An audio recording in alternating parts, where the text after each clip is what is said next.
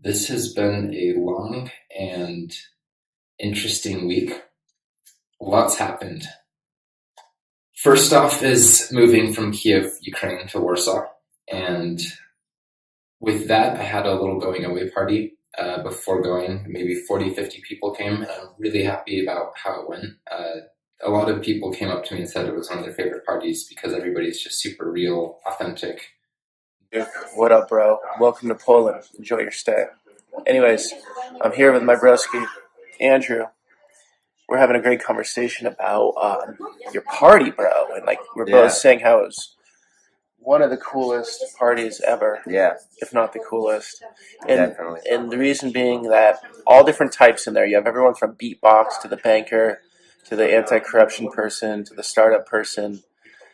But everyone was cool. It was there was like a very solid common value, I'd say, between everyone, where it's not much douchiness, a lot of coolness, and a lot of educated, intelligent people. And also a new girlfriend who I basically met 2 weeks before leaving, but things escalated quickly, so it's a little bit tough to give up.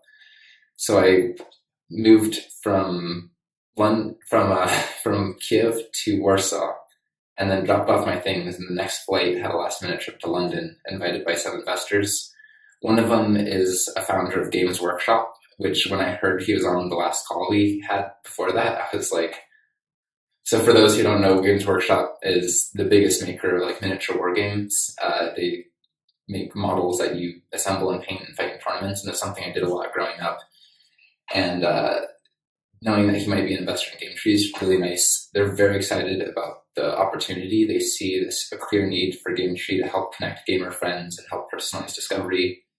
They think that the market timing is right, that I'm competent enough to deliver this, and that our solutions make sense. So they're interested in investing possibly over £1 million, but they wouldn't have the money ready till April. And right now I'm in a tight spot because there's all these investors who are interested at a little bit later stage, and trying to get money in Eastern Europe has been a constant challenge. So basically staying in Warsaw, moving for one night, and then going to London. It was also a conference. I ran into David Helgeson, who's the founder of Unity, who I'd talked to before, and he'd also possibly invest, but he's got stuff going on in his life where he's been extremely busy. We hung out, had wine. He snuck me into a VIP party. Things were going really well, says I have to meet some of his friends, but then haven't had much good follow-up from him since then. So that's challenging as well. Otherwise, London is actually, that's my first time being in an English-speaking country in 8 months. I went to a bookstore for the first time in 2.5 years with English books and bought some books. One on curation, about filtering information in the world, which I think is relevant, obviously, because of what we're doing with GameTree. A book on habits, atomic habits, which is really good because we're made of our habits. And then also a book about philosophy by Slavoj Zizek, about kind of how capitalism is crumbling right now. So yeah, went to Warsaw. And something else that's kind of funny about being in London is that there's a guy who I was hosting, who I met at a conference in Finland, Juha, and he's the CEO of a kind of competitor app that does recommendations for games, but also books and movies and music and stuff. He's put millions of dollars into his own company, but gaming is the part of his company that's the least polished. So we ended up becoming friends. We talked for hours at this conference until we got kicked out. I ended up hosting him in Kiev while he was visiting to see me, and also maybe to hire some developers. And then the night after Warsaw, I was staying with him in London, so he's hosting me. So 6 out of 7 days we were hosting each other. So I thought that was a really funny, interesting twist as well. Otherwise, the conference was nice. I'm a little bit tired though from traveling a lot to Berlin and Portugal and Estonia and a lot of other countries lately for stuff. So kind of a little over the traveling, want some stability and routine. Something that, so far as the company goes, after getting back to Warsaw and settling in with a hotel until we find something, is we've been having a big debate about a new UI, UX for the app and updating stuff, because we've kind of been tacking on features and it's become a mess, and also clarifying a lot of icons and tutorials versus a newsfeed. And the newsfeed is really nice because the retention would go up a lot, We've interviewed tons of people, and there seems to be really strong demand for like a personalized newsfeed that just looks at all the games and the things you're interested in and all the genres of platforms you play, just takes the best of everything from around the web and personalizes it for individual people. And that's kind of a daily thing, whereas finding games and friends isn't something necessarily needed every day. And our chat isn't quite as strong as Discord, so that's not really like a viable daily habit either. And then the game sessions feature we have for coordinating games also isn't really a daily feature. It could be like close to that at scale, and there's a lot more users, and we can connect things quicker and faster. But for now, it looks like a newsfeed is a good way to go. But at the same time, again, our UI and UX, some people drop off because they don't really get what they're doing. So that's kind of a trade-off that we've been discussing. Our designer, though, has been kind of flaky. She basically is upset that we're a startup and not always doing everything that she designs or have feedback and pushback on some ideas. So we're a bit behind with that. I realized that if we were going to use the designs in the first place, then that would make it so that we would have had to have started weeks ago. So we're basically forced to do the newsfeed now. It might have already been the right decision, but it sucks that I'm having to be in this position. So now we're kind of looking for a new designer. And the new person I'm dating happens to be a designer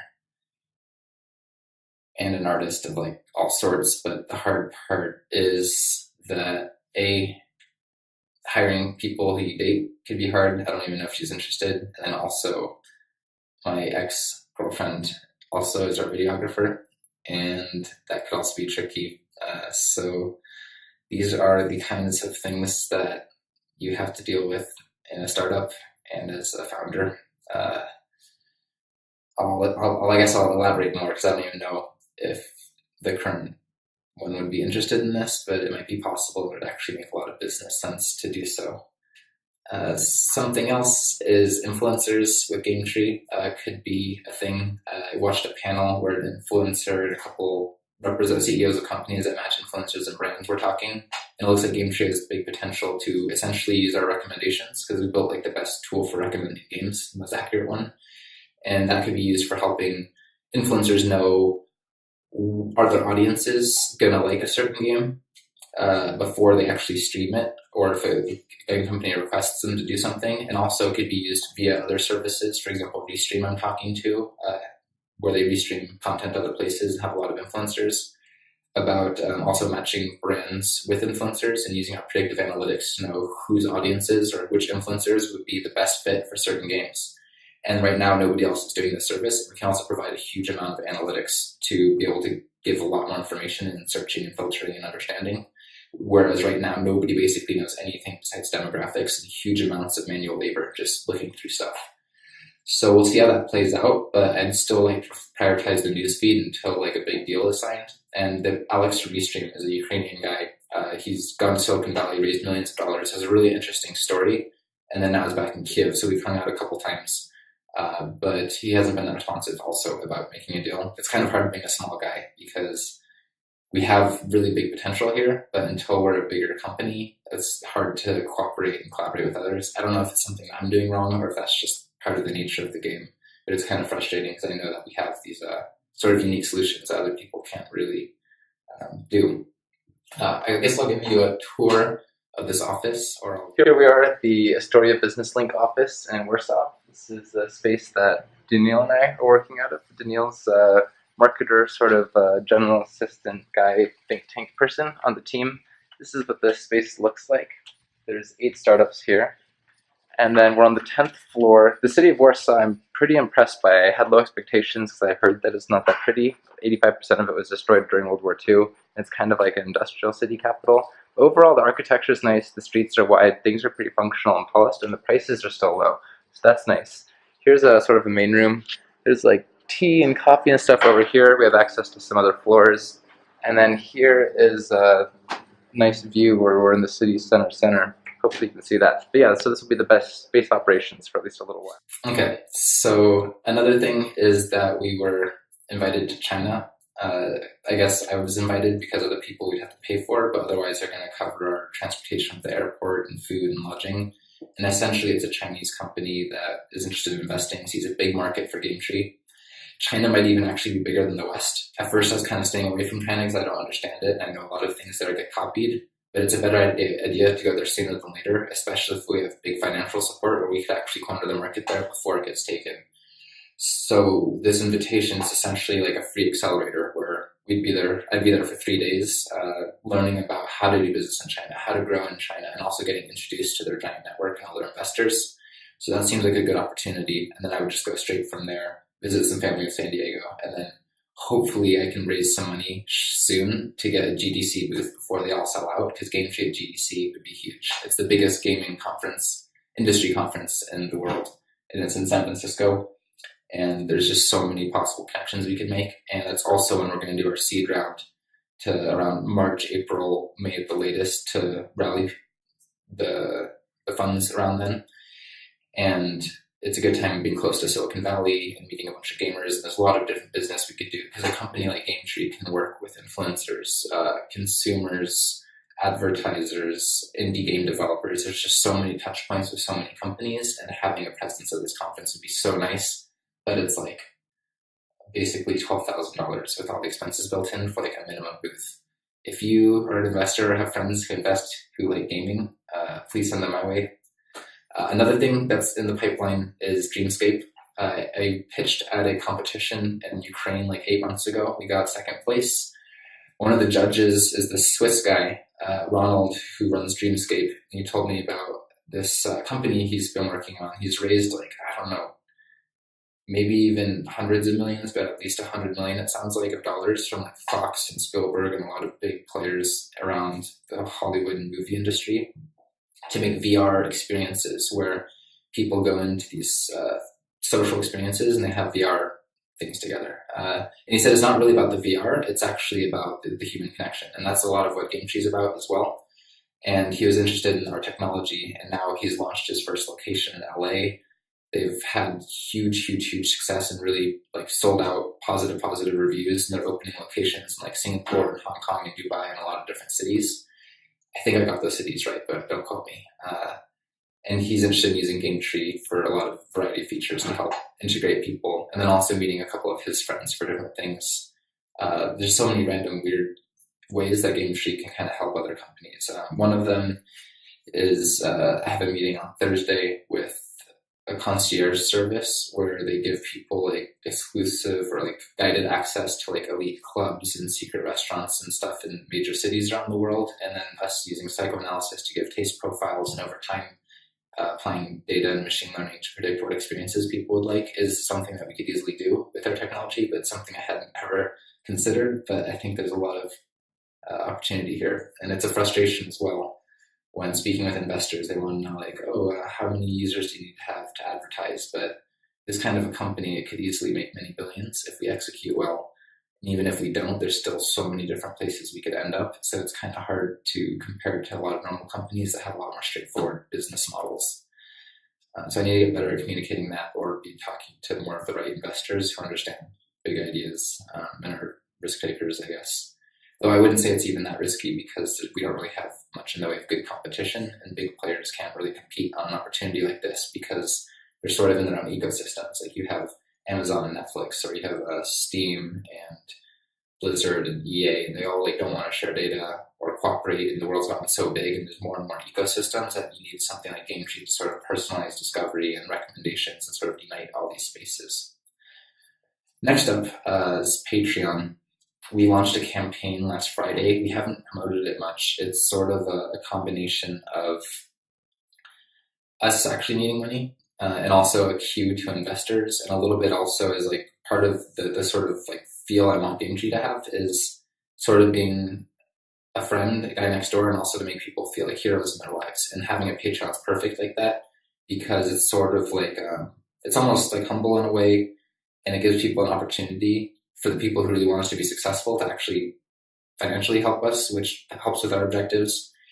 So it's kind of a risk, because gamers don't always have a lot of money. It takes time and stuff to set up in our little video and stuff, but I'm actually super humbled that we've already had 5-6 backers, and the average is like over $40 a month that people are giving us. And we put $100 one in there. I was kind of against it, but the team talked me into it, and the kind of sentiment was like, okay, maybe eventually somebody will do this. And already two people are donating over $100 a month, and they're not even necessarily rich. One of them, Trevor, I was talking to over the weekend and like texting with since then. Like I didn't know him before, but he's like a guy in the army, friendly young guy, doesn't have a lot of money, but he's just like really supporting us. And I'm just like, part of me wants to be like, don't don't give us this money because that's a lot of money. But I know it really does help us, and he really believes in this, and that's worth it for him. So I'm just like super touched that people are like helping us out with that. Um, I guess a couple last things for the last week of updates. Uh, Igor had an idea. It's sort of something we played with before, but originally I had an idea of overlaying the web with being able to understand people's personalities and how to get along with them and how to communicate with people who are different from us to kind of reduce toxicity, give people insight, maybe see services that you can provide each other, just to give a little bit more insight and make the internet more personal and less toxic and miscommunicative.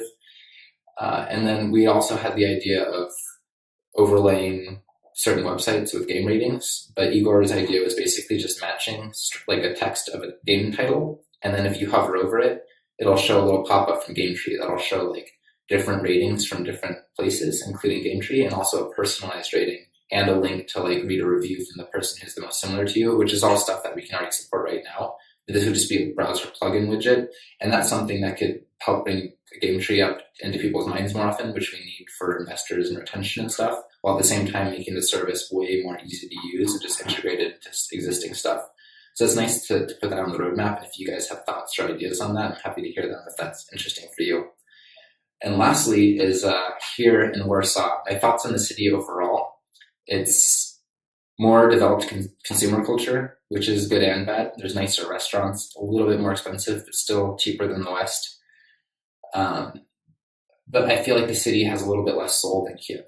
I feel like the more consumer culture you have, the less identity places lose. And on one hand, it's like kind of okay because things get nice, but at the same time, you get more caught up in kind of the craziness of the world now, where people are lonely, or they're showing off a lot, or interactions aren't as genuine, or even just like the environments don't have like old or ancient or unique architecture, and things aren't built for the sake of like building them, but just they're always money motivated. So I miss that a little bit of Kiev, but overall, it's like kind of cool here. And something I'm personally kind of happy about is the gaming nerd culture here is a little bit more developed. So over the weekend, Daniil and I went to like a hobby store, and we played a Warhammer 40,000 match using the models that like are coming in a starter set, and we like brushed up on the rules of how to play the new edition. It was actually a lot of fun. So now I'm thinking about getting back into the hobby and playing as like the Drukhari, the evil Dark Elder, and I want to customize them based on like a water theme. So have them be sort of like Atlantean warriors, but in the 40k universe where in the grim dark future there's only war. So yeah, that basically concludes last week's updates. And let me know again if certain aspects of this are more interesting and you want to hear more about, or certain points you're like, dude, I don't want to hear about like these business deals that haven't happened yet, or your personal life. Like, get that out of here. But otherwise, I'll keep producing these. And also let me know if you have any comments or requests for things to chat about as well.